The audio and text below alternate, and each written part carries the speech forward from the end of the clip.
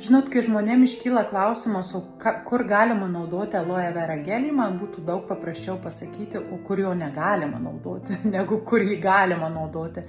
Tai yra ant tiek plataus spektro tepalas, kad jį tikrai panaudojimo būdai yra patys įvairiausi.